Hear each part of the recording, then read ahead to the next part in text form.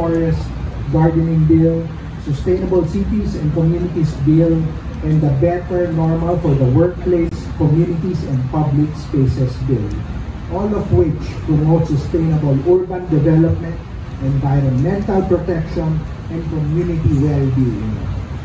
And of course, the Green Greening Program would not be possible without the approval of President Ferdinand R. Marcos Jr.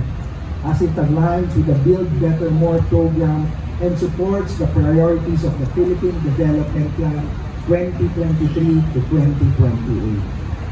This plaza will be a concrete testament of our pursuit of improving the quality of lives of our residents here in Manila, promoting environmental stewardship and fostering a sense of community.